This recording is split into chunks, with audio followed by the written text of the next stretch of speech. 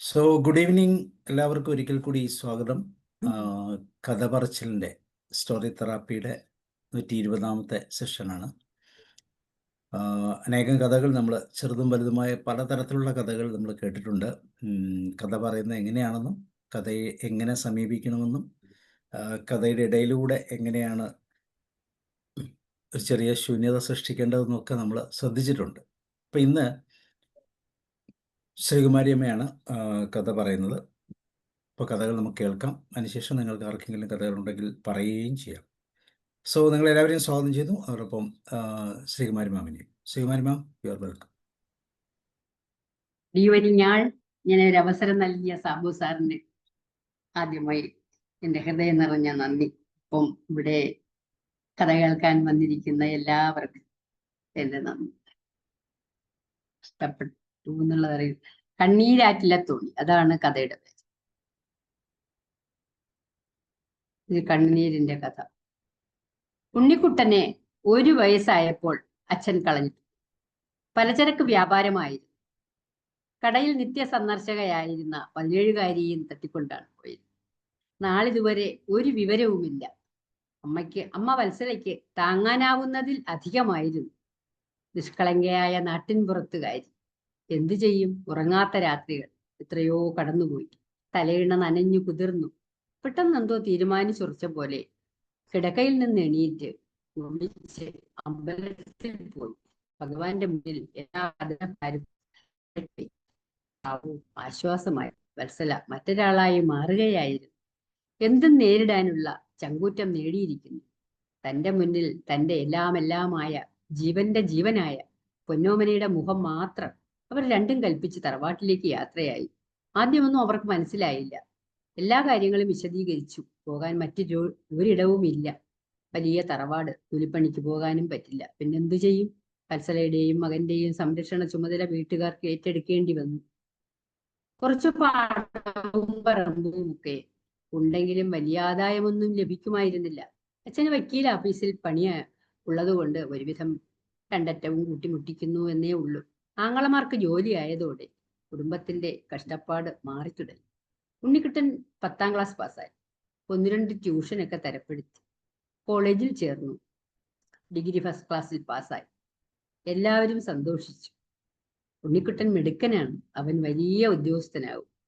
അമ്മയെ പൊന്നുപോലെ നോക്കും. മകന് വേണ്ടി മാത്രം ജീവിതം മാറ്റിവെച്ച അമ്മയെ മറക്കാൻ അവന് ആവില്ല. അവൻ പല ടെസ്റ്റുകളും എഴുതി. ഇതിനിടയിൽ MBAക്കും പാർട്ട് ടൈമായി ചേർന്നു.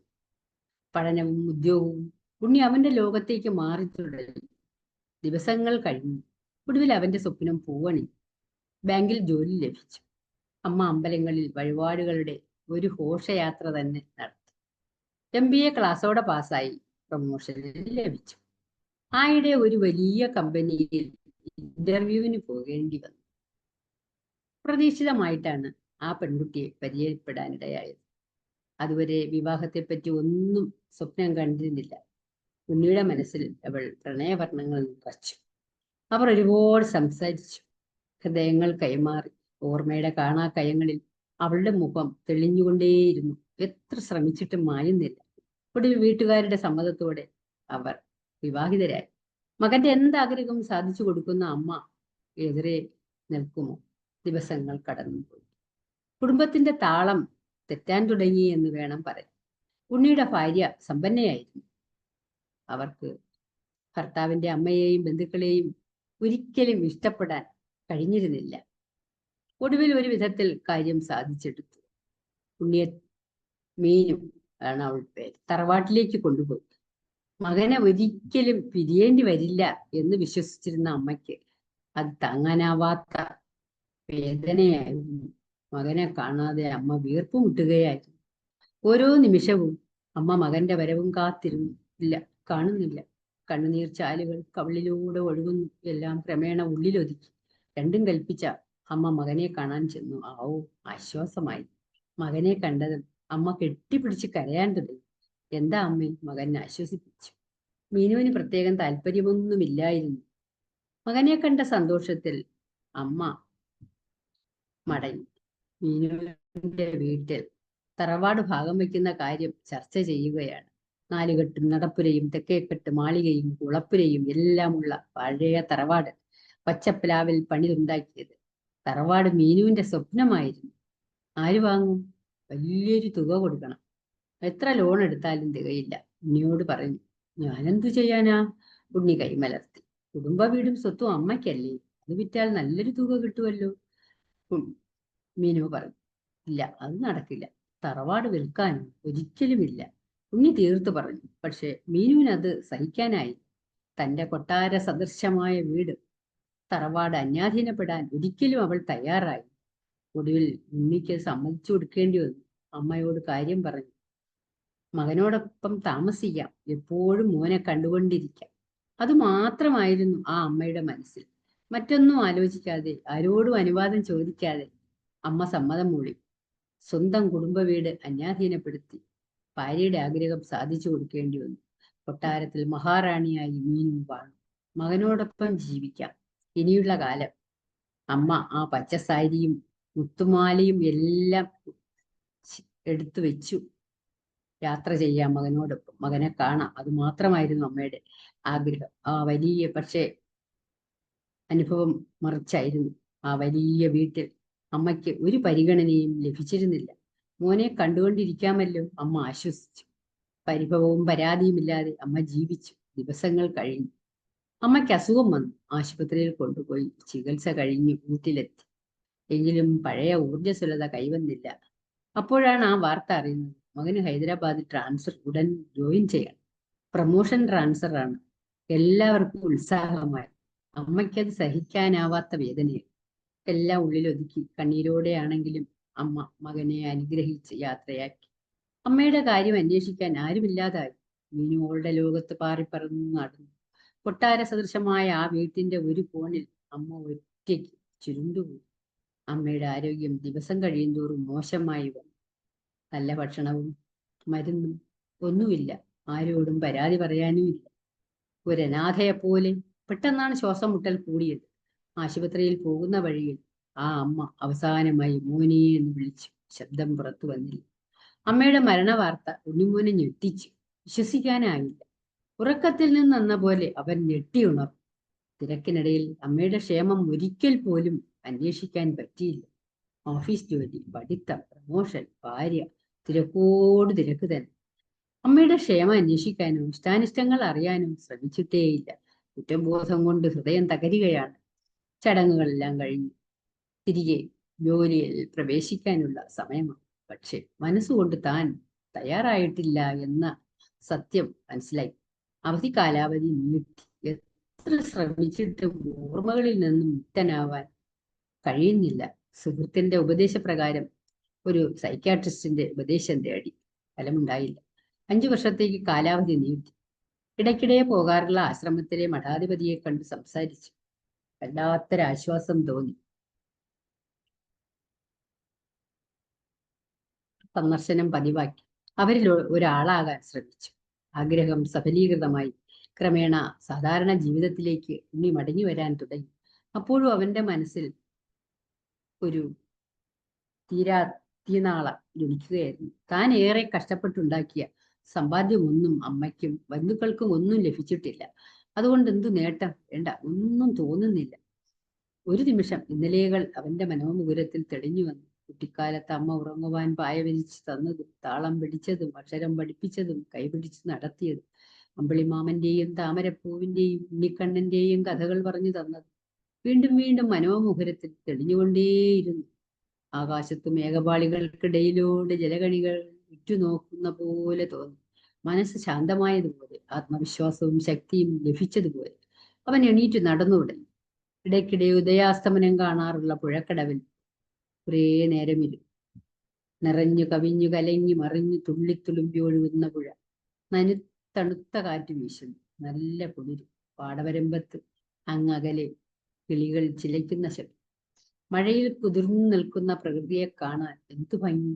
കുട്ടിക്കാലത്തെ കളിയോടങ്ങൾ ഉണ്ടാക്കി കൂട്ടുകാരോടൊപ്പം പുഴയിലൊഴുക്കി കളിക്കുന്ന കാഴ്ച മുന്നിൽ തെളിഞ്ഞു വന്നു.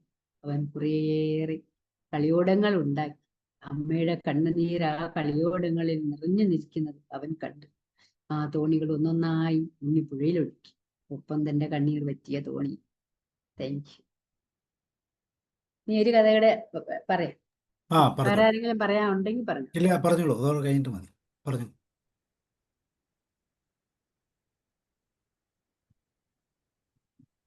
ഒരു ഓണക്കാലത്തിന്റെ ഉണ്ണിമോൻ അച്ഛന്റെ കയ്യും പിടിച്ച് നടന്നു നീങ്ങുകയാണ്.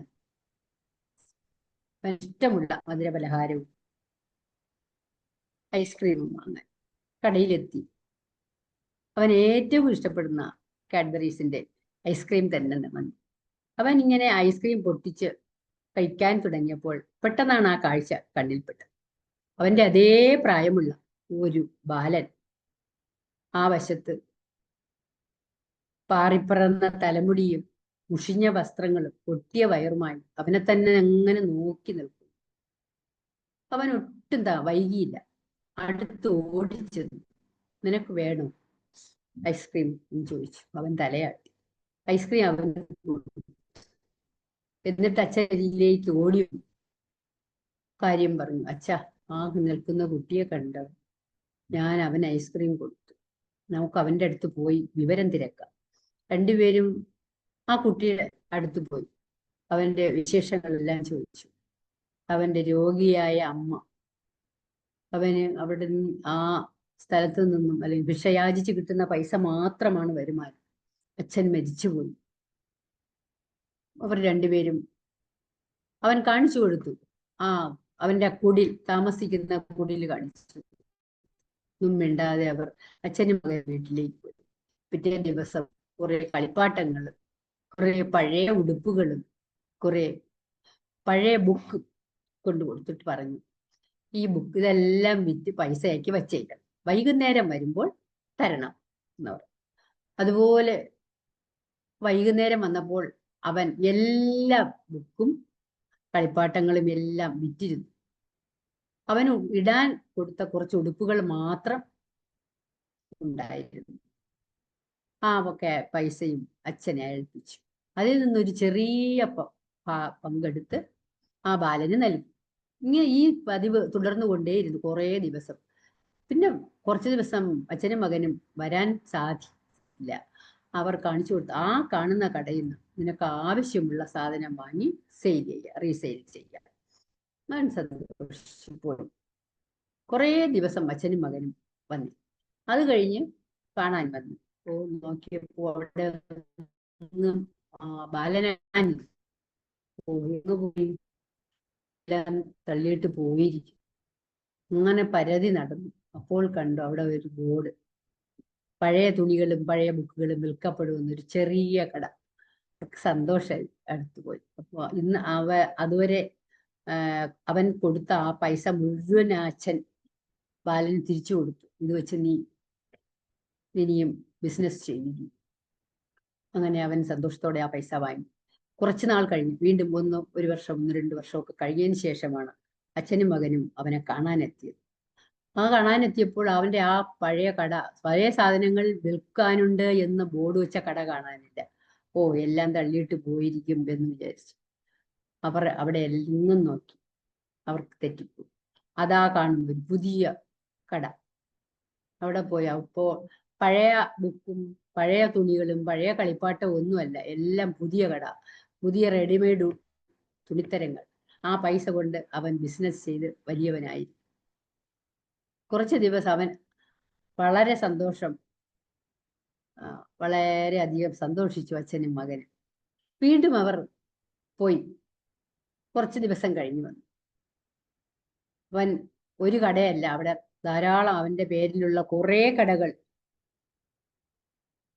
സ്ഥാപിച്ചിട്ടുണ്ടായിരുന്നു.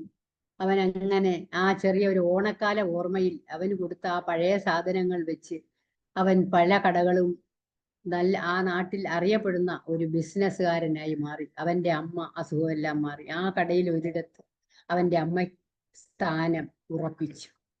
അവന്റെ സമ്പാദ്യത്തിൽ ഒരു ചെറിയ പകുതി അവൻ മാറ്റിവെച്ചു, സ്കൂൾ കുട്ടികൾക്ക് യൂണിഫോമിനും ബുക്കിനും വേണ്ടി.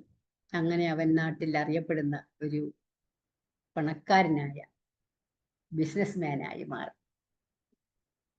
നമുക്കും ചെറിയ ചെറിയ സംഭാവനകൾ ചെയ്ത് നമ്മെ കൊണ്ട് കഴിയുന്നത് ചെയ്ത് ഒരു കുടുംബത്തെ അല്ലെങ്കിൽ ഒരു നാട്ടിനെ തന്നെ രക്ഷിക്കാൻ സാധിക്കും എന്നുള്ളതാണ് അതിൽ നിന്നും മനസ്സിലായത്. Thank you sir, thank U. Okay, thank you ma'am. ഇനി വേറെ ആർക്കെങ്കിലും ചെറിയ കഥകൾ ഇതിലുണ്ടെങ്കിൽ പറയാം. ഒരു കഥ ഞാൻ പറയാം, അത് റെഡിയാക്കി വെച്ചിട്ടുണ്ടെങ്കിൽ അടുത്തായിട്ട് പറയാം. യെസ്, ഒരു ചെറുകരുതൽ എന്നാണ് ഈ കഥയുടെ പേര്.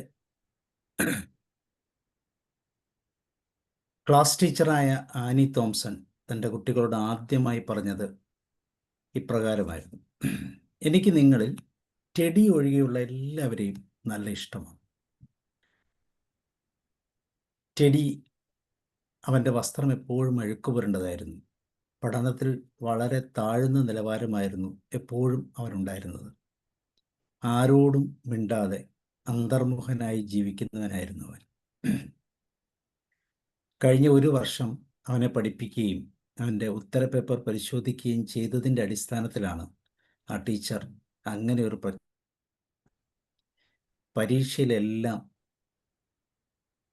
ചോദ്യത്തിനും തെറ്റായ ഉത്തരം നൽകി പരാജിതൻ എന്ന പേരും ചുമന്ന് ജീവിക്കുന്ന ഒരു വിദ്യാർത്ഥി.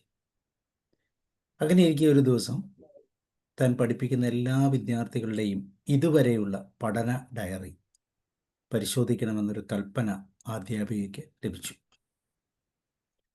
അപ്രകാരം അവർ ടെഡിയുടെ ഡയറിയും പരിശോധിക്കുന്നതിനിടയിൽ അത്ഭുതകരമായ ചില കാര്യങ്ങൾ അവരുടെ ശ്രദ്ധയിൽപ്പെട്ടു. അവൻ്റെ 1ാം തരത്തിലെ ഡയറിയിൽ അന്നത്തെ ക്ലാസ് ടീച്ചർ അവനെക്കുറിച്ച് എഴുതിയിരിക്കുന്നത് അവർ വായിച്ചു. അതിപ്രകാരമായിരുന്നു: ടെഡി വളരെ സമർത്ഥനായ വിദ്യാർത്ഥിയാണ്. ഒട്ടേറെ കഴിവുകൾ അവന് നൽകപ്പെട്ടിരിക്കുന്നു. അവന് കൃത്യമായി ആസൂത്രണത്തോടെ പ്രത്യേക പരിഗണന നൽകി വളർത്തേണ്ടതുണ്ട്. അവർ ഉടൻ അവൻ്റെ 2ാം ക്ലാസ്സിലെ ടീച്ചർ എഴുതിയ റെക്കോർഡുകൾ പരിശോധിച്ചു. അതിൽ ബുദ്ധിമാനായ വിദ്യാർത്ഥിയാണ് ടെഡി. കൂട്ടുകാർക്ക് വളരെ പ്രിയങ്കരനാണ് അവൻ. പക്ഷെ മാതാവിന് ക്യാൻസർ ബാധിച്ചതിനെ തുടർന്ന് അവനിപ്പോൾ അസ്വസ്ഥനാണ് എന്ന് എഴുതിയിരിക്കുന്നു. എന്നാൽ 3ാം ക്ലാസ്സിലെ ടീച്ചർ കുറിച്ചത് നോക്കിയപ്പോൾ മാതാവിൻ്റെ മരണം അവനെ വല്ലാതെ തളർത്തിയിരിക്കുന്നു. ആവുന്ന വിധത്തിലൊക്കെയും ശ്രമിച്ചിട്ടും പിതാവ് അവനെ പരിഗണിച്ചതേയില്ല. വളരെ പെട്ടെന്ന് തന്നെ ആവശ്യമായ നടപടികൾ സ്വീകരിക്കാത്ത പക്ഷം ഈ കുഞ്ഞിൻ്റെ ജീവിതം താറുമാറാകുമെന്ന് എഴുതിയിരിക്കുന്നു. വീണ്ടും 4ാം ക്ലാസ്സിലെ ടീച്ചർ എഴുതിയത് നോക്കി: ടെഡി സ്വന്തത്തിലേക്ക് ഒതുങ്ങി ജീവിക്കുന്നവനാണ്. പഠനത്തിൽ അവന് അശേഷം താല്പര്യമില്ല. അവന് കൂട്ടുകാരുമില്ല. ക്ലാസ്സിനിടയിൽ കിടന്നുറങ്ങുകയാണ് അവൻ്റെ പതിവ്. ഇത്രയും വായിച്ചപ്പോഴാണ് അധ്യാപിക ആനി തോംസൺ ടെഡിയുടെ യഥാർത്ഥ പ്രശ്നം മനസ്സിലായത്. തൻ്റെ കാര്യത്തിൽ അവർക്ക് തന്നോട് തന്നെ ലജ്ജ തോന്നി. അങ്ങനെയിരിക്കെ അധ്യാപികയുടെ ജന്മദിനാഘോഷത്തിൻ്റെ ഭാഗമായി എല്ലാ കുട്ടികളും ചിത്രപ്പണി ചെയ്ത് അലങ്കരിച്ച കവറിൽ സമ്മാനം നൽകി.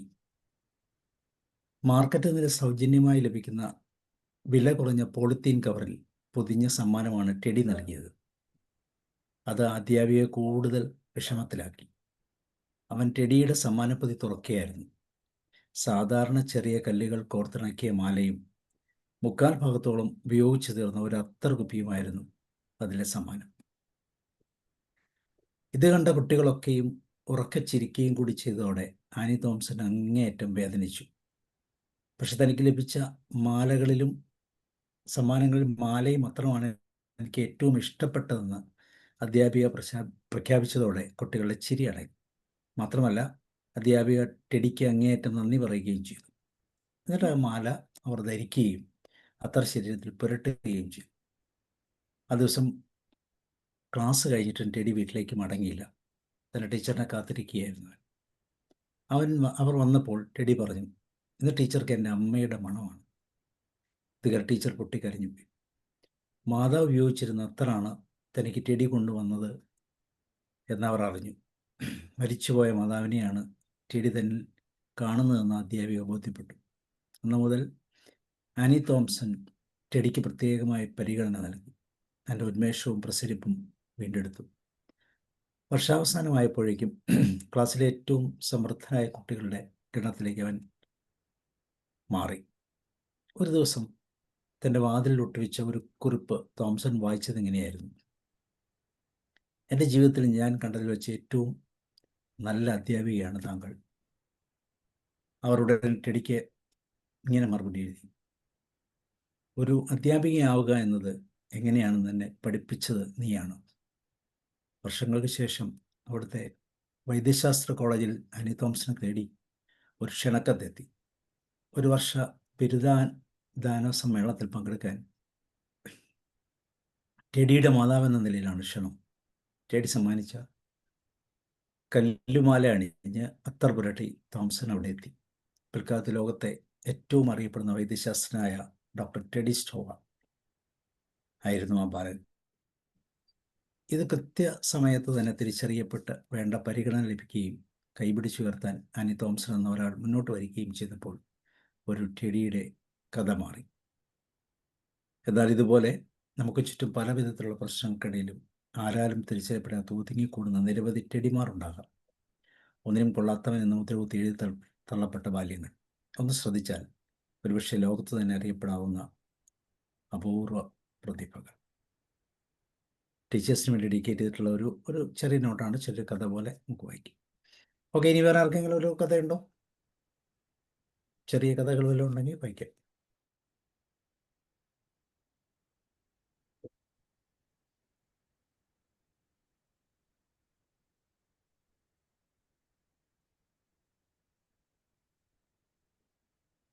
ഒരു കഥ കൂടെ ഞാൻ വായിക്കാം. ഇപ്പം അത്യാവശ്യം സമയമായി. ഇത് അച്ഛൻ്റെ കൈമുദ്രകൾ എന്നാണ് ഈ കഥയുടെ പേര്. അച്ഛന് പ്രായമായി. നടക്കുമ്പോൾ മതിലിലും ഭിത്തിയിലും പിടിച്ചു നടക്കും. തൽഫലമായി അച്ഛൻ തൊടുന്നിടത്തെല്ലാം ചുവരുകൾ നിറം മാറുകയും ചുവരുകളിൽ അച്ഛൻ്റെ വിരലടയാളം പതിയുകയും ചെയ്യും.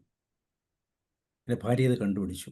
വൃത്തികെട്ടെന്ന് അവൾക്ക് മാത്രം തോന്നിയ ചുവരുകളെക്കുറിച്ച് പലപ്പോഴും പരാതിപ്പെടുമായിരുന്നു.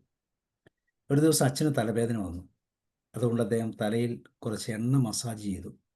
എണ്ണമയമുള്ള കൈതൊട്ട് നടക്കുമ്പോൾ ചുവരുകളിൽ എണ്ണപ്പാടുകൾ പ്രത്യക്ഷമായി. ഇത് കണ്ട് ഭാര്യ എന്നോട് നിലവിളിച്ച് പറഞ്ഞു, നടക്കുമ്പോൾ അച്ഛനോട് ചുവരുകളിൽ തുടരുതെന്ന് പറയാൻ. തുടർന്ന് ഞാൻ അച്ഛനോട് കയർക്കുകയും മോശമായി സംസാരിക്കുകയും ചെയ്തു. അച്ഛൻ വേദനയോടെ എന്നെ നോക്കി. എൻ്റെ പെരുമാറ്റത്തിൽ എനിക്കും ലജ്ജ തോന്നി. പക്ഷെ അച്ഛനൊന്നും പറഞ്ഞില്ല. നടക്കുന്നതിനിടയിൽ അച്ഛൻ മതിലിൽ പിടച്ച് നിന്നു. പിന്നെ ഒരു ദിവസം താഴെ വീണു. കിടപ്പിലായ അദ്ദേഹം താമസിയാതെ ഞങ്ങളെ വിട്ടുപോയി. എനിക്ക് കുറ്റബോധം തോന്നി. അച്ഛൻ്റെ ഭാവങ്ങൾ ഒരിക്കലും എനിക്ക് മറക്കാൻ കഴിഞ്ഞില്ല. താമസിയാതെ അദ്ദേഹത്തിൻ്റെ വിയോഗം എനിക്ക് കൂടുതൽ വേദനയുണ്ടാക്കി. കുറച്ചു കാലത്തിന് ശേഷം വീട് പെയിൻറ് ചെയ്യണമെന്ന് ഞങ്ങൾ ആഗ്രഹിച്ചു. പെയിൻറ് ചെയ്യുന്നവർ വന്നപ്പോൾ മുത്തച്ഛനെ ആരാധിക്കുന്ന എൻ്റെ മകൻ അച്ഛൻ്റെ വിരലടയാളം വൃത്തിയാക്കാനും ആ ഭാഗങ്ങൾ മായ്ക്കാനും പെയിൻറ് ചെയ്യുന്നവരെ അനുവദിച്ചില്ല. അവർ വളരെ നല്ലവരും പുതുമയുള്ളവരുമായിരുന്നു. അവർ എൻ്റെ പിതാവിൻ്റെ വിരലടയാളങ്ങൾ, കൈമുദ്രകൾ നീക്കം ചെയ്തില്ലെന്ന് പകരം ഈ അടയാളങ്ങൾക്ക് ചുറ്റും മനോഹരമായ ഒരു വൃത്തം വരച്ച് തനതായ ഒരു ഡിസൈൻ സൃഷ്ടിക്കും എന്ന് അവൻ ഉറപ്പു നൽകി. പിന്നീട് അച്ഛൻ്റെ കൈമുദ്ര പതിഞ്ഞ ചുവരിലെ വൃത്തം ഞങ്ങളുടെ വീട്ടിൻ്റെ ഭാഗമാകുകയും ചെയ്തു. ഞങ്ങളുടെ വീട് സന്ദർശിക്കുന്ന ഓരോ വ്യക്തിയും ഞങ്ങളുടെ അതുല്യമായ രൂപകൽപ്പനയെ അഭിനന്ദിച്ചു. കാലം ചെല്ലുന്തോറും എനിക്കും വയസ്സായി. ഇപ്പോൾ എനിക്ക് നടക്കാൻ മതിലിൻ്റെ താങ്ങ് ആവശ്യമായിരിക്കുന്നു. ഒരു ദിവസം നടക്കുമ്പോൾ ഞാൻ ഓർത്തു, അച്ഛനോടുള്ള എൻ്റെ വാക്കുകൾ. മതിലിൽ പിടിക്കാതെ ഞാൻ നടക്കാൻ ശ്രമിച്ചു. എൻ്റെ മകൻ ഇത് കണ്ടു. ഉടനെ അവൻ അടുത്തു വന്ന് നടക്കുമ്പോൾ മതിലുകളിൽ പിടിച്ചു നടക്കുവാൻ എന്നോട് ആവശ്യപ്പെട്ടു. താങ്ങില്ലാതെ ഞാൻ താഴെ വീഴുമോ എന്ന ആശങ്ക പ്രകടിപ്പിച്ചു. എൻ്റെ മകൻ എന്നെ പിടിക്കുകയാണെന്ന് എനിക്ക് മനസ്സിലായി. എൻ്റെ ചെറുമകൾ ഉടനെ തന്നെ മുന്നോട്ട് വന്ന് സ്നേഹപൂർവ്വം അവളുടെ തോളിൽ കൈവച്ചുകൊണ്ട് നടക്കാൻ എന്നോട് ആവശ്യപ്പെട്ടു. ഞാൻ ഏതാണ്ട് നിശബ്ദനായി ഉള്ളിൽ കരയാൻ തുടങ്ങി. എൻ്റെ പിതാവിന് വേണ്ടി ഞാനത് ചെയ്തിരുന്നെങ്കിൽ അദ്ദേഹം കൂടുതൽ കാലം ജീവിക്കുമായിരുന്നു. എൻ്റെ കൊച്ചുമകൾ എന്നെ കൂട്ടിക്കൊണ്ടുപോയി സോഫയിലിരുത്തി. എന്നിട്ട് എനിക്ക് കാണിച്ചു തരാൻ അവളുടെ ഡ്രോയിങ് ബുക്ക് എടുത്തു. ടീച്ചർ അവളുടെ ഡ്രോയിങ്ങിനെ അഭിനന്ദിക്കുകയും മികച്ച അഭിപ്രായങ്ങൾ നൽകുകയും ചെയ്തു. ചുവരുകളിൽ അച്ഛൻ്റെ കൈമുദ്രയായിരുന്നു രേഖാചിത്രം. താഴെ അവളുടെ കമൻറ്റും: എല്ലാ കുട്ടികളും മുതിർന്നവരെ ഒരേ രീതിയിൽ സ്നേഹിക്കട്ടെ എന്ന് ആശംസിക്കുന്നു. ഞാൻ തിരികെ എൻ്റെ മുറിയിൽ വന്ന് കരയാൻ തുടങ്ങി. ഇന്നില്ലാത്ത എൻ്റെ അച്ഛനോട് ഞാൻ ക്ഷമ ചോദിച്ചു. കാലത്തിനനുസരിച്ച് നാമും വൃദ്ധരാകുന്നു. നമുക്ക് നമ്മുടെ മുതിർന്നവരെ പരിപാലിക്കാം, നമ്മുടെ കുട്ടികളെയും അത് പഠിപ്പിക്കാം. ഓക്കെ, അപ്പോൾ 4 കഥകളായി. ഇനി ആർക്കെങ്കിലും ഉണ്ടെങ്കിൽ പറയാം, അല്ലെങ്കിൽ നമുക്ക് ഓക്കെ. അങ്ങനെയാണെങ്കിൽ റോയ് സാർ തുടങ്ങും.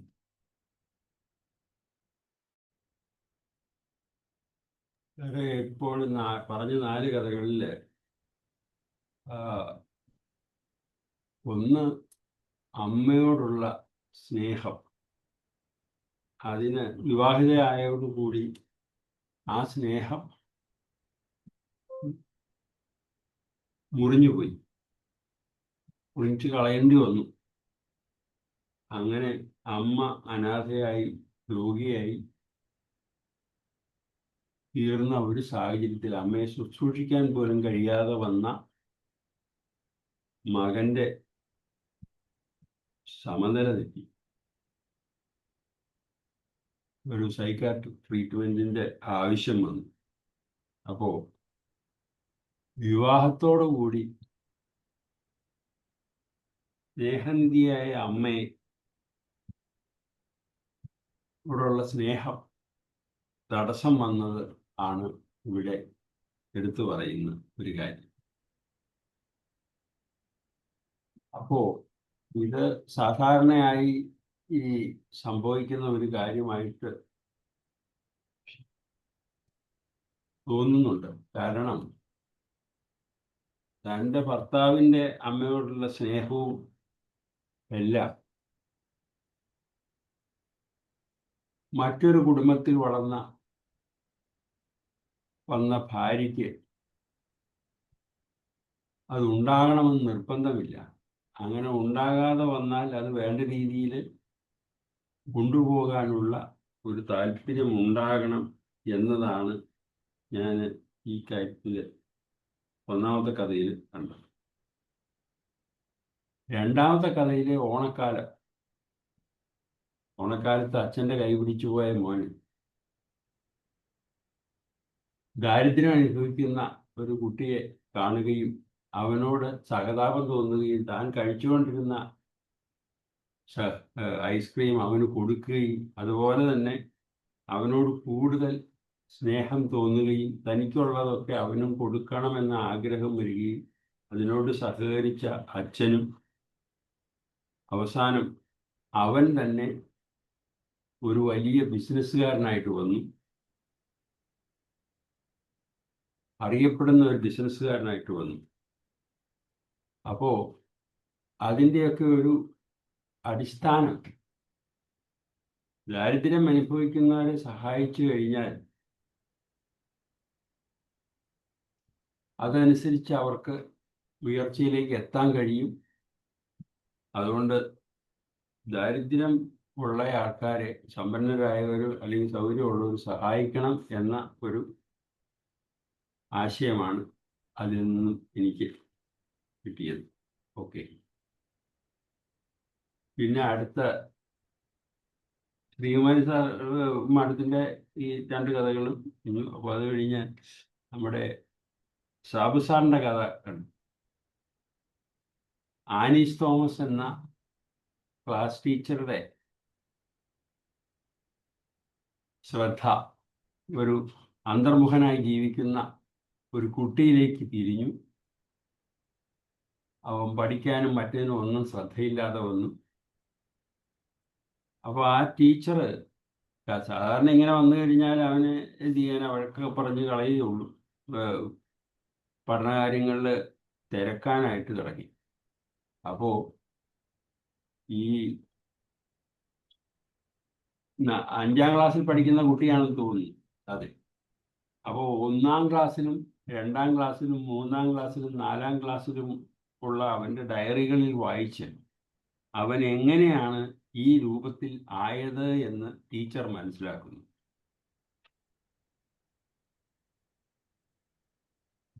അപ്പോൾ 1ാം ക്ലാസ്സിലെ ഡയറിയിൽ അവനൊരു പരിഗണന കൊടുത്ത് വളർത്തണം എന്ന കാര്യം മാതാപിതാക്കളോട് ഉപദേശിച്ചതായിട്ട് കാണുന്നുണ്ട് ഡയറിയിൽ.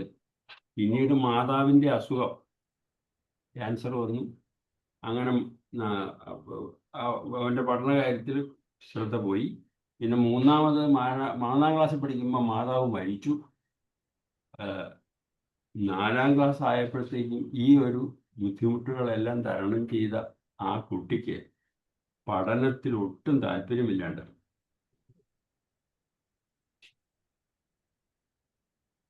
അപ്പോ ഈ ടെഡി എന്ന പെൺകുട്ടി, ഈ പയ്യൻ തൻ്റെ ടീച്ചർക്ക് ഒരു സമ്മാനപ്പൊതി കൊടുത്തു അദ്ദേഹത്തിൻ്റെ. അപ്പൊ എല്ലാവരും നല്ല സമ്മാനങ്ങൾ കൊടുത്തപ്പോൾ ഇവൻ കൊടുത്ത ഇത് ഒരു പഴയ മാലയായിരുന്നു. അത് പരിഹസിക്കപ്പെട്ടു, കൂട്ടുകാരും എല്ലാം പരിഹസിക്കപ്പെട്ടു. പക്ഷേ ഇവന്റെ അവസരവും അവസ്ഥയും എല്ലാം തിരിച്ചറിഞ്ഞ ടീച്ചർ ആ ടീച്ചർക്ക് കിട്ടിയ ഏറ്റവും വലിയ സമ്മാനം ഈ ടെഡിയുടെ സമ്മാനമാണെന്ന് പറഞ്ഞപ്പോൾ അവന്റെ ജീവിതത്തിലൂടെ അവൻ അനുഭവിച്ച വേദനകളും എല്ലാം തിരിച്ചറിഞ്ഞ ആ അധ്യാപിക പിന്നീട് അവന് കൊടുത്ത പ്രോത്സാഹനമാണ് അവന് MBBS എല്ലാം പഠിച്ച് ഒരു മിടുക്കനായ ഡോക്ടറായി പോകാൻ കഴിഞ്ഞത്. അപ്പോൾ ടീച്ചർമാരുടെ ഒരു ശ്രദ്ധയും അവരുടെ പ്രോത്സാഹനവും ഉണ്ടെങ്കിൽ ഭാവിയിൽ കുട്ടികൾ വലിയ ഏത് ബുദ്ധിമുട്ട് അനുഭവിക്കുന്നതും ഏത് പഠിക്കാൻ മോശമായ കുട്ടികളുണ്ടെങ്കിലും ടീച്ചർമാരുടെ താല്പര്യമുണ്ട് വന്നു കഴിഞ്ഞാൽ ഇതെല്ലാം നേരെയാക്കാനും നല്ലൊരു ഭാവി ഉണ്ടാക്കാൻ കഴിയും എന്ന് തെളിയിക്കുന്നതായിരുന്നു ഈ കഥ.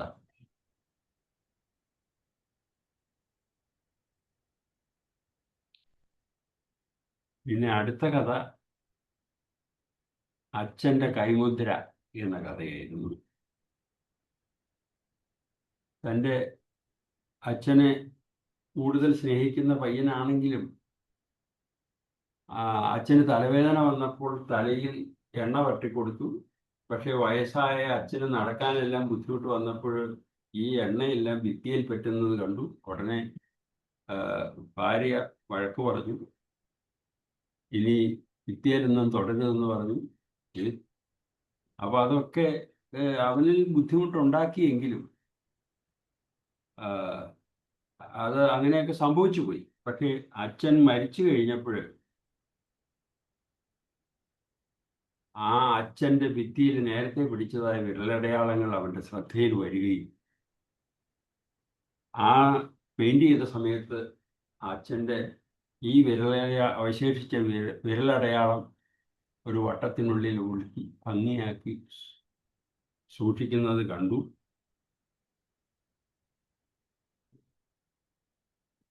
അത് ആ വീടിൻ്റെ ഏറ്റവും വലിയ ഇമ്പോർട്ടൻസ് ആയിട്ട് വന്നു. തൻ്റെ അടുത്ത തലമുറയിലെ കുട്ടികൾ ഇത് കാണുകയും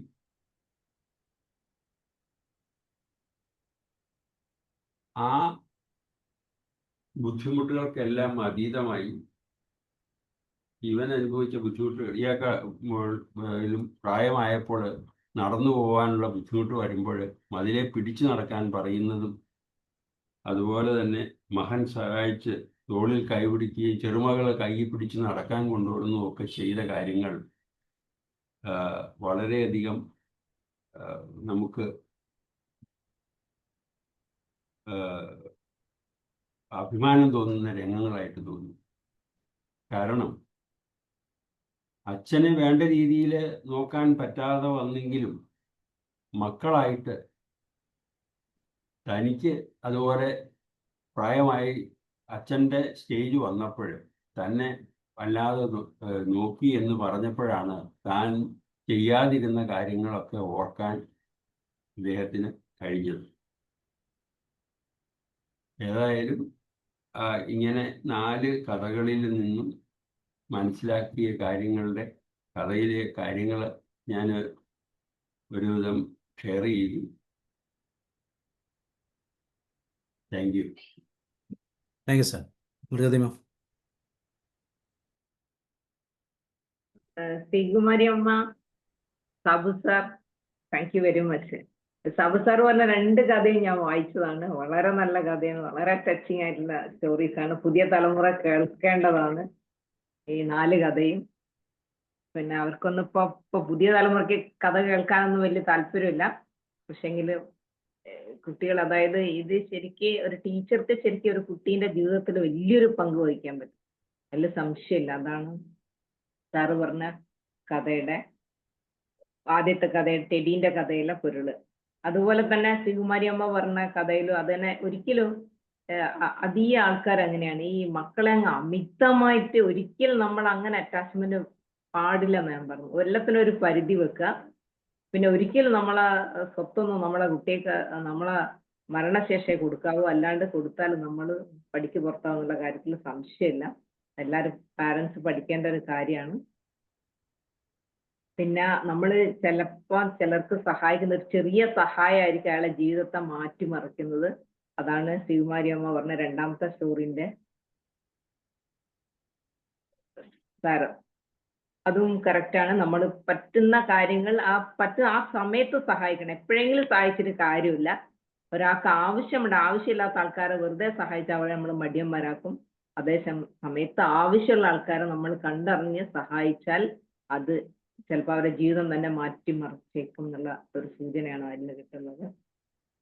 പിന്നെ ടെഡീന്റെ ശരിക്ക് വളരെ ടച്ചിങ് സ്റ്റോറിയാണ്. അന്ന് അത് വായിച്ചപ്പോൾ എനിക്ക് വളരെ ഇഷ്ടപ്പെട്ട കഥയാണ്. സാർ അത് ഓർമ്മിപ്പിച്ചതിന് സാറിന് ഒന്നുകൂടി നന്ദി പറയുന്നു. പിന്നെ ഇത് കറക്റ്റാണ്. പണ്ട് ഒരു കഥ ഞാൻ വായിച്ച് ഓർക്കുന്നുണ്ട്. ഒരു വീട്ടിലെ ഗ്രാൻഡ് പാരന്റിന് ഇത് കൊടുക്കുന്നത്, അതായത് കഞ്ഞി കൊടുക്കുന്നത് ചിരട്ടയിലാണ് കൊടുക്കുന്നത്. ചിരട്ടയല്ല, മൺപാത്രത്തിലാണ് കൊടുക്കുന്നത്. മൺപാത്രം ചിരട്ടയിലാണ് കൊടുക്കുന്നത്. അപ്പൊ ഈ ചിരട്ട ഈ മോനെ എടുത്തു വെക്കുക. അച്ഛൻ മരിച്ചപ്പോ ഈ ചിരട്ടയോ മൺപാത്രമാണ് കഴുകി വെക്കുന്നത്. അപ്പൊ ഇതെന്തിനാ മോനെ കഴുകി വെക്കുന്നത്? അച്ഛൻ വയസ്സായാല് അച്ഛൻ ഇതില് കഞ്ഞി തരണ്ടിയിട്ടാണെന്ന്. അതാണ് കുട്ടികൾ ശരിക്കും നമ്മൾ പറയുന്നതല്ല ശ്രദ്ധിക്കുക, കുട്ടികൾ നമ്മൾ ചെയ്യുന്നതാണ് ശ്രദ്ധിക്കുക എന്നുള്ളതാണ് അതിന് മനസ്സിലാക്കുന്നത്. കൊടുത്താൽ കൊല്ലത്തും കിട്ടും എന്ന് പറഞ്ഞ മാതിരി തന്നെ ഇത് കറക്റ്റ്. അയാൾ അങ്ങനെ നോക്കിയതുകൊണ്ടാണ് അയാളെ ഗ്രാൻഡ് ചിൽഡ്രൻ, അയാളെ മകൻ അത് കറക്റ്റ് മനസ്സിലാക്കിയതുകൊണ്ടാണ് ഈ ചിത്രം ഒക്കെ കയ്യടയാളൊക്കെ സൂക്ഷിക്കുന്നതും എല്ലാം മക്കളോടും പറഞ്ഞു കൊടുക്കുന്നത്. അതുകൊണ്ടാണ് ഗ്രാൻഡ് ചിൽഡ്രൻ അച്ഛനെ നല്ലോണം ശ്രദ്ധിച്ചത്. Okay sir, thank you very much sir. Okay, thank you. ഇനി ആരുള്ളത്? ജോർജ് സാർ ഉണ്ടോ? രമാ ദേവി മാം ഞാൻ പറയാം സാറേ. പറയും. ഇടയ്ക്കൊന്നും കേട്ടില്ല, എന്നാലും പറയാം. പിന്നെ ശ്രീകുമാരി മാഡം ചെറുകഥയും സഹസ്രാവതി ചെറുകഥയും കേട്ടു. അതിൽ നിന്ന് എനിക്ക് ഞാൻ മനസ്സിലാക്കിയതെന്ന് വെച്ചാൽ, ഒന്നാമത്തെ കഥ മാതൃസ്നേഹത്തിന്റെ മഹത്വമാണ് ആദ്യത്തെ കഥയിൽ തെളിയുന്നത്. അതായത് ത്യാഗവും നിസ്വാർത്ഥതയുമാണ് മാതൃത്വത്തിന്റെ മുഖമുദ്ര. അത് ഇതിനകത്ത് ഈ കഥയിൽ നിന്ന് നമുക്ക് മനസ്സിലാക്കാൻ കഴിയും. അതുപോലെ നമുക്ക് പ്രിയപ്പെട്ടവർ ജീവിച്ചിരിക്കുമ്പോൾ നമ്മൾ അവരുടെ വില അറിയുന്നില്ല. അവർ ഇല്ലാതാകുമ്പോൾ മാത്രമാണ് അവർ എത്രമാത്രം വിലമതിക്കാനാകാത്തവരാണെന്ന് നമുക്ക് മനസ്സിലാകുന്നത്. പിന്നെ 2ാമത്തെ കഥയിലാണെങ്കിൽ ചെറിയതെങ്കിലും ദാനം ചെയ്യുന്നതിന്റെ ഒരു മഹത്വമാണ് ആ കഥയിൽ നിന്ന് മനസ്സിലാകുന്നത്. പിന്നെ 3ാമത്തെ സഹസ്രം അവതരിച്ച കാര്യം വെച്ചാൽ, പലരുടെയും ജീവിത സാഹചര്യങ്ങളും ജീവിത പശ്ചാത്തലവും മനസ്സിലാക്കാതെയാണ് നമ്മൾ പലരെയും വിലയിരുത്തുന്നതും വിമർശിക്കുന്നതും. പക്ഷെ അവരുടെ യഥാർത്ഥ പ്രശ്നങ്ങൾ മനസ്സിലാക്കി അവർക്ക് പ്രോത്സാഹനവും പരിഗണനയും കൊടുത്താൽ അവർ നല്ല വ്യക്തികളായി മാറി ഉന്നതങ്ങളിൽ എത്തും. പിന്നെ 4ാമത്തെ കഥ എന്ന് വെച്ചാൽ മനുഷ്യജന്മത്തിന്റെ അവസ്ഥയെ കുറിച്ചാണ് പറയുന്നത്. ചെറുപ്പമായിരിക്കുമ്പോൾ ഒരിക്കലും വൃദ്ധരായവരുടെ അവസ്ഥയെക്കുറിച്ച് ആരും ഓർക്കാറില്ല. അവർ ചെയ്യുന്നതെല്ലാം അസഹ്യമായി തോന്നും. പക്ഷെ ഒരിക്കൽ നമ്മളും ആ അവസ്ഥയിൽ എത്തും എന്ന ബോധം നമുക്ക് ഉണ്ടായാൽ കുറെ കൂടി അനുഭാവപൂർവ്വം സ്നേഹത്തോടു കൂടി അവരോട് പെരുമാറാനും ഇടപെടാനും കഴിയും. Thank you sir. Okay, thank you. വേറെ ഇനി ആരെങ്കിലും ഉണ്ടോ? ജോർജ് സാർ, ഉഷമാം ആരെങ്കിലും ഉണ്ടെങ്കിൽ പറയാം. രമാവതി മാം തിരക്കാണോ? ഓക്കെ, അങ്ങനെയാണെങ്കിൽ ശ്രീകുമാരി മാം ഒന്ന് പറയും. ശ്രീകുമാരി മാം കഥയെക്കുറിച്ചൊന്ന് പറയും. പറയാം. സാറിന്റെ കഥ ആദ്യം ഞാൻ വായിച്ചിട്ടുണ്ട്. 2ാമത്തെ കഥ അച്ഛന്റെ വിരലടയാളം മകൻ സൂക്ഷിച്ചു വെക്കുന്നത്, അതിൽ ഉള്ള മനോഹാരിത കണ്ടുപിടിച്ച് പെയിന്റൊക്കെ ചെയ്ത് മനോഹരമായി മകൻ വയസ്സാവുമ്പോൾ സാറേ ഞാൻ അഭിപ്രായം പറയത് കഴിഞ്ഞിട്ട് മതിയോ? കൊച്ചു പേരക്കുട്ടികൾ തന്റെ മക്കൾ ഇങ്ങനെ കൈ പിടിച്ച് നടത്താൻ വരുന്നു, മകളും അത് വരുന്നുണ്ട്. പക്ഷേ സാറേ ഞാൻ അഭിപ്രായം പറയത് കഴിഞ്ഞിട്ട് പറയാം. അച്ഛന്റെ എന്റെ അച്ഛന് വേണ്ടി ചെയ്യാൻ എനിക്ക് സാധിച്ചില്ലല്ലോ. എന്റെ അച്ഛൻ സഹായിച്ചിരുന്നെങ്കിൽ ഇപ്പോഴും ജീവിച്ചിരിക്കുമായിരുന്നു. കൈപിടിച്ച് നടത്താൻ എനിക്ക് കഴിഞ്ഞില്ല. ആ കൈവിരലടയാളം എനിക്കത് വൈരൂപ്യമായി തോന്നി. പക്ഷെ ഇപ്പോൾ അത് മനോഹരമാക്കിയിരിക്കുന്നു പെയിന്റ് ചെയ്ത് എന്നൊരു പശ്ചാത്താപം ഉണ്ടാകുന്നു. പിന്നെ ആദ്യത്തേതാണെങ്കിൽ ചെയ്യേണ്ട സമയത്ത് പ്രോത്സാഹനം ലഭിച്ചാൽ ഏതൊരു കുട്ടിയും വളർന്നു വലുതാകും എന്നുള്ളതാണ് അതിൽ കാണുന്നത്. ചെടിയുടെ ജീവിതം, ആ ടീച്ചർ അവൻ എത്രയും ഏറ്റവും വിലപിടിപ്പുള്ള സമ്മാനം ചെടി തന്നതാണെന്ന് പറയുമ്പോൾ തന്നെ അവൻ പുതിയൊരു ആളായി മാറുകയും അവൻ ജീവിതത്തിൽ ഏത് സാഹചര്യവും കടന്നു പോകാനുള്ള വിജയം കൈവരിക്കാനുള്ള ഒരു ഊർജ്ജസ്വലത അതിലൂടെ ആ ടീച്ചറിലൂടെ കൈവരി. അങ്ങനെ അവൻ ഡോക്ടറായി മാറുന്നു. അതുപോലെ നമുക്കും അവരവരുടെ സാഹചര്യം മനസ്സിലാക്കി അപ്രീസിയേഷനും ഡിപ്രീസിയേഷനും കൊടുക്കാം. പിന്നെ എൻ്റെ കഥയാണെങ്കിൽ ഞാനത് കുറേ കഥകളൊക്കെ വായിച്ച കൂട്ടത്തിൽ അങ്ങനെ തോന്നി. ഈ ജീവിതത്തിൽ പല അനുഭവങ്ങളും നേരിൽ അനുഭവിക്കാനുള്ള ഇടയുണ്ടായി. ഞാൻ കേട്ടിട്ടുണ്ട് കഥ. അങ്ങനെ ഒരാളിന്റെ അനുഭവം വെച്ചാണ് ഞാൻ ആ കഥ എഴുതി. ആദ്യത്തേത് മാനസികമായി തകർന്ന ഒരു അനുഭവം എനിക്ക് അടുത്തൊരാളിൽ നിന്നും ഉണ്ടായി. സത്യമായ ഒടുവിൽ നമ്മുടെ കയ്യിലുള്ളതെല്ലാം ഇങ്ങനെ കൊടുക്കാൻ ടീച്ചർ പറഞ്ഞതുപോലെ കുറച്ച് നമ്മൾ വച്ചേക്കണം എല്ലാം. എന്ന് വെച്ചാൽ ആ വാത്സല്യം, മാതാവിന് മകനോടുള്ള സ്നേഹം എന്ത് കൊടുത്താലും മതിയാവില്ല. മകനെ കണ്ടാൽ മാത്രം മതി. സ്വന്തം ജീവിതത്തിന്റെ തന്നെ മാതാവ് മകന് വേണ്ടി ഉപയോഗിച്ചിരിക്കുകയാണ്. ആ അമ്മയ്ക്ക് ഒന്നുമില്ല, ആ സമ്പത്ത് വേണ്ട, ഒന്നും വേണ്ട. മകന്റെ സ്നേഹം, മകനെ കാണുക, കണ്ടുകൊണ്ടിരിക്കുക, അതായിരുന്നു അമ്മയുടെ ആഗ്രഹം. ആ ഒരൊറ്റ ആഗ്രഹം മാത്രം. തൻ്റെ കുടുംബത്തിലെ ബന്ധുക്കളെല്ലാം ഉണ്ടായിരുന്നു. എന്നിട്ട് അവരുടെ ഒരു അനുവാദവും ചോദിക്കാതെ, ഒന്നും ചെയ്യാതെ എന്തും കൊടുക്കും. അമ്മ തന്റെ ജീവൻ പോലും മകന് വേണ്ടി ഒഴിഞ്ഞു വെച്ചിരിക്കുക. സമ്പത്തെല്ലാം കൊടുത്തപ്പോൾ യാതൊരു പശ്ചാത്താപമോ ഒന്നും തോന്നിയില്ല. അവസാനം ഇങ്ങനെയൊക്കെ അനുഭവിക്കേണ്ടി വരും എന്ന് ചിന്തിക്കുന്നുമില്ല. മകനെ ഒന്ന് മരണശയ്യയിൽ കിടക്കുമ്പോൾ അല്ലെങ്കിൽ മരിക്കാൻ നേരത്ത് മകനെ ഒന്ന് കാണാൻ പോലും സാധിക്കുന്നില്ല. അങ്ങനെ ഒരു അവസ്ഥ മറ്റുള്ളവർക്ക് ഉണ്ടാകാതിരിക്കണമെങ്കിൽ കുറച്ച് സമ്പത്ത് നമുക്ക് കൂട്ടിവെക്കാം. വിശ്വസിച്ചാൽ ഇങ്ങനെയൊക്കെ സംഭവിക്കും. പക്ഷെ അതിന് സാധിക്കുകയില്ല. എന്താന്ന് വെച്ചാൽ ആ മകനോടുള്ള സ്നേഹമാണ്. അമ്മയ്ക്ക് ഒരിക്കലും പശ്ചാത്താപമില്ല എന്റെ സമ്പത്തൊക്കെ നഷ്ടപ്പെട്ടു എന്ന് അമ്മ ഒരിക്കൽ പോലും അതിൽ ചിന്തിക്കുന്നില്ല.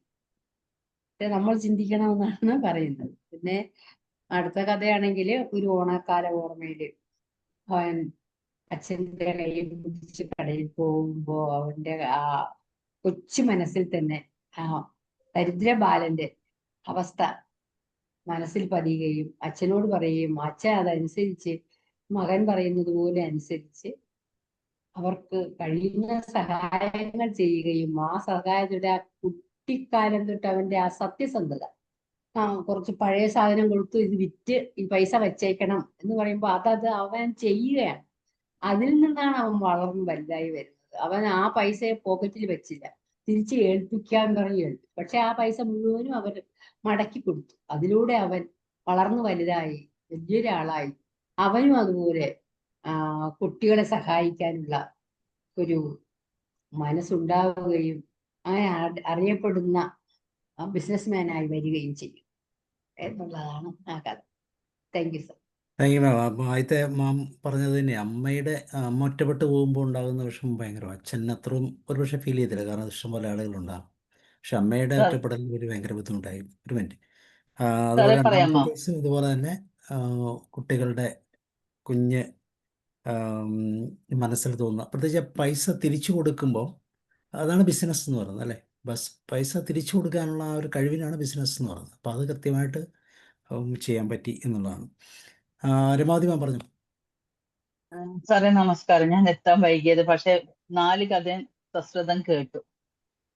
സുകുമാരിമേന്റെ കഥ വളരെ നല്ല കഥയാണ്. കാരണം എനിക്കൊന്ന് ഉണ്ണിക്കുട്ടൻ എന്നുള്ളതാണെന്ന് തോന്നുന്നു രണ്ടുപേർക്കും പേര്, 2 കഥയിലും. അതൊരു ഇഷ്ടമുള്ള പേരാണ് എല്ലാവർക്കും. അപ്പം ആദ്യത്തേതില് പറയുമ്പം അച്ഛൻ നഷ്ടപ്പെട്ടാലും, അച്ഛൻ മരിച്ചുപോയാലോ നഷ്ടപ്പെട്ടാലോ വിട്ടുപോയാലും അമ്മയാണ് ആ കുട്ടികളുടെ ഓൾ ഇൻ ഓൾ. അതിപ്പോ നമ്മള് ചെറിയ കുട്ടി മുതൽ ശ്രദ്ധിച്ച് നോക്കിയാൽ മനസ്സിലാവും. കാരണം കുട്ടീനെ എടുത്ത് നടക്കുമ്പം ചിലവര് ഇങ്ങനെ, ഇപ്പം കുട്ടീനെ മുമ്പിൽ ഇങ്ങനെ തൂക്കി നടക്കുന്നവരൊക്കെ ഉണ്ട്, കങ്കാരുവിനെ പോലെ. പക്ഷെ കുട്ടീനെ സൈഡിൽ 2 കാലും ഇട്ടിട്ട് നടക്കുമ്പോഴാണ് കുട്ടി മുഖത്ത് നോക്കി സംസാരിക്കുമ്പോ, അങ്ങനെയാണ് സംസാരശീലമൊക്കെ പഠിക്കുക. അതുകൂടാതെ ശ്രദ്ധിച്ചു നോക്കിയാൽ മനസ്സിലാവും, ഒരു 3-4 വയസ്സ് കഴിഞ്ഞിട്ട് നടക്കാൻ പഠിച്ച കുട്ടികൾ അമ്മയുടെ കയ്യും പിടിച്ചിട്ട് എവിടെയെങ്കിലും പോകുമ്പോ അവര് സംസാരിക്കുമ്പോ, നമ്മളിപ്പോ 2 ഫ്രണ്ട്സോ 2 കൂട്ടുകാരോ അല്ലെങ്കിൽ 2 ബന്ധുക്കളോ സംസാരിക്കുമ്പോ അത് അങ്ങനെയല്ല, ഇവരങ്ങനല്ല. അമ്മേന്റെ മുഖത്ത് ഇങ്ങനെ നോക്കിയിട്ട്, കൈ പിടിച്ചിട്ട് അമ്മേന്റെ മുഖത്ത് നോക്കിയിട്ടേ സംസാരിക്കും. ആ ഇഷ്ടം അതാണ് കുട്ടികളുടെ.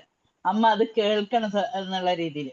അതുപോലെ എത്ര വലുതായി കഴിഞ്ഞാലും എപ്പോഴും അമ്മ പറയുന്ന ഒരു കാര്യമുണ്ട്, മോനെ എനിക്കൊന്നും തരണ്ട, നീ നന്നായാ മതി, നീ നന്നായാ മതി എന്ന്. പക്ഷെ ഈ ശ്രീമാരി അമ്മന്റെ കഥയിൽ പറഞ്ഞ പോലെ നീ നന്നായി എന്ന് പറയുമ്പോഴും അവര് ആ 10 മാസം വയറ്റിൽ ചുമന്ന ആ കുട്ടികള് എപ്പോഴും എൻ്റെ അടുത്തുണ്ടാകണം എന്നുള്ള ഒരു അതിമോഹം തന്നെ പറയാം. ഇപ്പൊ റോയ് സാറിന്റെ ഭാഷയിൽ പറഞ്ഞാൽ അതിമോഹം തന്നെ പറയാം. പക്ഷെ അവർ മോഹിക്കും. കാരണം എൻ്റെ മോന് എൻ്റെ എന്താ പറയണ്ടേ, വിരൽത്തുമ്പില് പിടിച്ച് നടന്നിട്ട് സ്കൂളിൽ പോയിട്ട് അവിടെ കൊണ്ടുവിടുമ്പം ഒളിച്ചു നിന്നിട്ട് അവൻ കരയുന്ന രംഗം നോക്കിയിട്ട് നിൽക്കുന്നതും, പിന്നെ വല്ല വിഷമത്തോടു കൂടി ആ വീട്ടിലെത്തുന്നതും, അങ്ങനെയുള്ള കുറെ കാര്യങ്ങളൊക്കെ ഉണ്ട്. എന്ത് തന്നെയാലും അങ്ങനെ ഒരു സുഖം ഒക്കെ കിട്ടിയിട്ടും ആ ട്രാൻസ്ഫർ പോയിട്ടാകുമ്പോ അവർക്ക് പോകാൻ പറ്റാത്ത ഒരവസ്ഥ. അപ്പം ആ ഒരു പരിഗണന മോനൊന്നും പറയാൻ പറ്റത്തില്ല. പക്ഷെ നമ്മള് ആദ്യം ചെയ്യേണ്ടത് ആദ്യം ചെയ്യണം എന്ന് പറയുന്നില്ല, ഇല്ലെങ്കിൽ മരിച്ചു പോയിട്ട് ചിന്തിച്ചിട്ട് കാര്യമില്ലല്ലോ. അപ്പം അന്നേരമാണ് നമുക്ക് കുറെ കാര്യങ്ങൾ. ഇപ്പം എനിക്ക് തോന്നുന്നു ആക്ച്വലി പിന്നെ എൻ്റെ അമ്മ മരിച്ചിട്ട് കുറേയായി. അമ്മയോട് എനിക്ക് നല്ല ഇഷ്ടമായിരുന്നു, ചെറിയ മോളായതുകൊണ്ട്. എന്നിട്ടും ഞാൻ എല്ലാവരും പറയും അമ്മക്ക് ചെയ്തത് മതിയായിട്ടില്ല എന്ന് തോന്നൽ ഇപ്പോഴും എനിക്കുണ്ട് എന്നുള്ള രീതിയിൽ ഞാൻ സംസാരിക്കുമായിരുന്നു. അതെനിക്ക് തോന്നുന്നു അമ്മമാരോടുള്ള ആ കൂറ് പുലർത്തല്, അതായത് അമ്മമാരോടുള്ള ഇഷ്ടം. അവര് ഒന്നും വേണ്ട, അവര് നമ്മൾ എത്ര വലുതായിട്ട് അവിടെ ഇങ്ങനെ താഴെ ഇരിക്കുന്നുണ്ടെങ്കിൽ അവരെ മടിയിലൊന്ന് കിടത്തിട്ടാകുമ്പോ തലയോടലും അതൊക്കെ നമ്മൾ അനുഭവിക്കുന്നതാണ്. അതുപോലെ തന്നെ 2ാമത്തെ കഥയില് അത് കുട്ടികൾക്കുള്ള ഒരു പാഠം കൂടിയാണ് 2ാമത്തെ കഥയിൽ. കാരണം കുട്ടികള് എന്തെങ്കിലും അവർ സഹായിക്കട്ടെ എന്ന് ചോദിക്കുമ്പോൾ നമ്മൾ അനുവദിച്ചു കൊടുക്കണം. അല്ലാതെ ചില ആൾക്കാരുണ്ട്, നീ മിണ്ടാണ്ടിരുന്ന് നിന്റെ കാര്യം നോക്കിയാൽ മതി, എന്നോട് അങ്ങനെയുള്ള കാര്യം പറയുന്നത്. അതല്ല, ഇത് അവർക്കൊരു പാഠം കൂടിയാണ്. കാരണം വളരുമ്പോൾ കുട്ടികൾക്ക് മനസ്സിലാണ് എന്നെ പോലെയല്ല എല്ലാവരും, വിഷമമുള്ളവരാണ്, അതുകൊണ്ട് നമ്മൾ സഹായിച്ചേ പറ്റൂ. അവിടെ എത്തിയിട്ട് അവസാനം ഞാൻ അധികം നീട്ടുന്നില്ല, അവസാനം അങ്ങനെ കാണുമ്പോ ആ കുട്ടി നന്നായിട്ട് കടകളെല്ലാം സ്വന്തം പേരിൽ നിന്നൊക്കെ കാണുമ്പോൾ ആ സന്തോഷം. പിന്നെ സാബുസാറിന്റെ കഥ, സാബുസാറിന്റെ 2ാമത്തെ കഥ ഈ പ്ലാറ്റ്ഫോമിൽ ഞാൻ കേട്ട്, ആരാ പറഞ്ഞെന്ന് എനിക്ക് ശരിക്കും ഓർമ്മയില്ല, സാബുസാറിനെ അറിയില്ല. കേട്ട കഥയാണെങ്കിലും നമ്മളിപ്പം ഈ കല്യാണ ആൽബം വീണ്ടും വീണ്ടും നോക്കുന്ന പോലെ കേട്ട കഥയാണെങ്കിലും ഈ കഥ കേൾക്കുമ്പം വീണ്ടും നമ്മൾക്ക് ചിന്തിക്കാനുമല്ല ഒരവസരമാണ് സാബുസാർ ഉണ്ടാക്കി തന്നത്. ആദ്യത്തേല് ശരിക്കും പറഞ്ഞാല് സ്കൂളിൽ ചേർത്തിട്ടാകുമ്പോ പിന്നെ അച്ഛനും അമ്മയല്ല, പിന്നെ നമ്മുടെ അധ്യാപകരാണ് നമ്മുടെ ജീവിതത്തിലെല്ലാം ചെയ്യുന്നത്. ഞാൻ സാധാരണ കുട്ടികളോട് ക്ലാസ് എടുക്കുമ്പോൾ പറയാറുണ്ട്, നിങ്ങൾ അച്ഛനമ്മേന്റെ അടുത്ത് രാവിലെ വിട്ട് വന്നാല് അധിക സമയം നിങ്ങളെ ടീച്ചേഴ്സാണ് നിങ്ങളെ അടുത്തുണ്ടാവുക. 10 മണി മുതൽ 4 മണി വരെ അവരാണ് നിങ്ങളെ ശ്രദ്ധിക്കുക. കാരണം എത്ര കുട്ടികൾ നോക്കുമ്പോൾ അവരെ 2 കുട്ടികൾ എന്ന് പറയുന്നത് 41 കുട്ടികളുടെ എനിക്കെന്നൊക്കെ പറഞ്ഞു പോകുന്നത് നിങ്ങളോടുള്ള ഇഷ്ടം കൊണ്ടാണ്. അങ്ങനെ ആ ടീച്ചർ ആദ്യം ആ കുട്ടീനോട് ഇഷ്ടമല്ല, ഉറക്കം തൂങ്ങിയാണെന്ന് പറഞ്ഞിരുന്നെങ്കിലും അറിയാൻ ശ്രമിച്ചില്ല എന്നുള്ളതാണ്. ചില കുട്ടികൾ ക്ലാസ്സിൽ വളരെ വിഷമത്തോടു കൂടി ഇരുന്നിട്ട് ശ്രദ്ധിക്കാതെ എവിടെയോ ചിന്തിക്കുന്ന കുട്ടിയുണ്ട്. ആ കുട്ടീനെ ഒന്ന് വിളിച്ചിട്ട് എന്താ നിന്റെ പ്രശ്നം എന്ന് ചോദിച്ചാല് പല പ്രശ്നങ്ങളുണ്ടാവും. അച്ഛൻ കള്ളു കുടിച്ചിട്ട് പ്രശ്നം ഉണ്ടാക്കുന്നവരായിരിക്കും. അപ്പൊ അമ്മ സഹിക്കാൻ പറ്റാതെ ഇവനെ എടുത്തിട്ട് അപ്പുറത്തെ വീട്ടിൽ പോകുന്നുണ്ടാവും. അവന് വായിക്കാൻ പറ്റുന്നുണ്ടാവില്ല, ഹോംവർക്ക് ചെയ്യാൻ പറ്റുന്നുണ്ടാവില്ല. അങ്ങനെ അമ്മക്ക് അങ്ങനെ ഈ പറഞ്ഞ പോലെ അമ്മക്ക് ക്യാൻസർ ഉള്ള രോഗം വന്നത്, അങ്ങനെ ഒരുപാട് കാര്യങ്ങൾ കുട്ടികളിൽ നിന്ന് നമുക്ക് അറിയാൻ പറ്റും. പക്ഷെ അവന്റെ ഡയറി വായിക്കേണ്ടി വന്നു ടീച്ചർക്ക്. ഡയറി വായിച്ചിട്ടാകുമ്പം ടീച്ചർക്ക് അതീവ സങ്കടം തോന്നി. കാരണം ഞാനിത് മനസ്സിലാക്കേണ്ടതായിരുന്നു എന്ന് തോന്നി. പക്ഷെ അമ്മയുടെ മാല സമ്മാനിച്ചത്, അപ്പൊ ആദ്യം ടീച്ചർക്ക് ഇഷ്ടമുണ്ടായിരുന്നില്ലല്ലോ, രണ്ടാമത് ഇഷ്ടപ്പെടുമ്പം എനിക്ക് എന്താ കൊടുക്കാൻ പറ്റുക? അപ്പൊ അവൻ ഏറ്റവും ഇഷ്ടമുള്ളത് അവന്റെ അമ്മയുടെ മാല. അത് ഇതും അത്രയൊക്കെ കൊടുക്കുമ്പോ ആ ടീച്ചർക്ക് ഉണ്ടാവുന്ന സന്തോഷം. അതുപോലെ തന്നെ അവന് MBBS പഠിച്ച് തമിഴ് ഡിഗ്രി കിട്ടിയിട്ടാകുമ്പോൾ ഉള്ള ഒരു അവസരം. ഏതായാലും നല്ല കഥയാണ് സാറിന്റെ. അതുപോലെ തന്നെ ഈ പറഞ്ഞ പോലെ ചുമർ ചിത്രങ്ങളില് സാധാരണ എല്ലായിടത്തും സംഭവിക്കുന്നതാണ്. കുറച്ച് പ്രായമായി കഴിയുമ്പം മോളെ നീ അങ്ങോട്ട് പോവല്ലേ, അച്ചാച്ചന്റെ അടുത്ത് പോവല്ലേ, അമ്മാവന്റെ അടുത്ത് പോവല്ലേ. പക്ഷെ നമ്മളെ ഇവിടെ വീട്ടിന്റെ അടുത്ത് ഒരാൾ ഒരുപാട് വർഷം അവിടെ വയ്യാതായിട്ട് കിടന്നിരുന്നു, പാരാലിസിസ് വന്നിട്ട്. അതൊക്കെ ഞാൻ പോകുമ്പോ കാണുന്ന രംഗം, അവിടെയുള്ള ഹൈസ്കൂൾ പഠിക്കുന്ന മോള്, അവരുടെ മോന്റെ കുട്ടി അച്ചാച്ചന്റെ അടുത്ത് ഇരുന്ന് വാരി കൊടുക്കുന്നു, തോർത്ത് കൊണ്ടുകൊണ്ട് അവസാനം കഴുകിയിട്ട് മുഖമൊക്കെ തുടച്ചു കൊടുക്കുന്നു. എപ്പോഴും ഞാൻ കാണാം ആ കുട്ടി ഇപ്പൊ എന്തോ ഒരു പ്രൊഫഷണൽ കോഴ്സ് ചെയ്യാണ് ആ കുട്ടി. അയാൾ മരിച്ചു. ഇപ്പം അങ്ങനെ കുട്ടികളെ നമ്മൾ ശീലിപ്പിക്കണം. അല്ലാതെ നീ അടുത്ത് പോലെ അച്ഛനെ മണക്കും നീ പോലെ എന്നെല്ലാം പറഞ്ഞ് പിന്നോട്ടടിപ്പിക്കുന്ന എത്രയോ പാരന്റ്സ് ഉണ്ട്. അതൊന്നും ശരിയല്ല. ചുമർ ചിത്രങ്ങളാകുമ്പോൾ അവര് വെറുതെ ഒന്ന് എന്താ സ്വിച്ച് ബോർഡിന്റെ അടുത്തെല്ലാം കൈവച്ച് നോക്കിയാൽ മനസ്സിലാവും. അവര് തൊടുന്ന സ്ഥലമാണെങ്കിൽ ആ സ്വിച്ച് ബോർഡിന്റെ അടുത്തെല്ലാം അവരുടെ കൈ അടയാളൊക്കെ. അപ്പം എന്തായാലും ആ കുട്ടി അത് കാട്ടിക്കൊടുത്തതും കണ്ണു തുറപ്പിച്ചതും, അല്ലാതെ അച്ഛനോടും മകനും ഇഷ്ടമുണ്ടായിരുന്നു. ചില സാഹചര്യം അങ്ങനെ ആവാറുണ്ട്. എന്തായാലും നല്ല കഥകളാണ്. ഞാൻ ഓടി വന്നതാണ് കഥകൾ കേൾക്കാൻ വേണ്ടിയിട്ട്. മട്ടലായി എന്നുള്ള ഒരു സ്ഥലത്തുനിന്ന് ഒരു ഷൂട്ടിങ്ങിന്റെ, ഇന്നുണ്ടായിരുന്നില്ല ഷൂട്ടിങ്, പക്ഷെ ഞാൻ അവിടുന്ന് ഓടി വന്നതാണ് ഡയറക്ടറോട് ചോദിച്ചിട്ട്. അപ്പൊ എനിക്ക് ഇഷ്ടപ്പെട്ടു. Thank you. അപ്പോഴത്തേക്ക് ഇവിടെ ഒരു ജിജോ വന്നു, ഗസ്റ്റ് വന്നു. ഏതായാലും നല്ല കഥകളായിരുന്നു. Thank you. ഉഷ മാം കേൾക്കുന്നുണ്ടോ? ഓക്കെ, അപ്പോൾ അങ്ങനെയാണെങ്കിൽ നമുക്ക് വൈൻഡപ്പ് ചെയ്യാം. നാളെ നമുക്ക് ഒരു ബുക്ക് റിവ്യൂ ആണ്. ഫസ്റ്റ് തിങ് ഫസ്റ്റ് എന്ന് പറഞ്ഞൊരു ബുക്കാണ്. അത് കഴിഞ്ഞ ആഴ്ച കണ്ടിന്യൂ ചെയ്ത ആ ബുക്കിൻ്റെ തന്നെ ഒരു കണ്ടിന്യൂഷനാണ്, പുതിയൊരു ബുക്ക്. 7 ഹാബിറ്റ്സിൻ്റെ അതേ ഓതർ എഴുതിയ മറ്റൊരു ബുക്കാണ്. അപ്പോൾ ഫസ്റ്റ് തിങ് ഫസ്റ്റ്. സോ അപ്പോൾ എല്ലാവർക്കും good night. See you. Thank you, sir. Yes, good night, sir. Thank you, sir. Thank you. Good night ma'am. Good night. Amarjyoti ma'am. Yes, good night, ma'am. Thank you. Thank you, ma'am.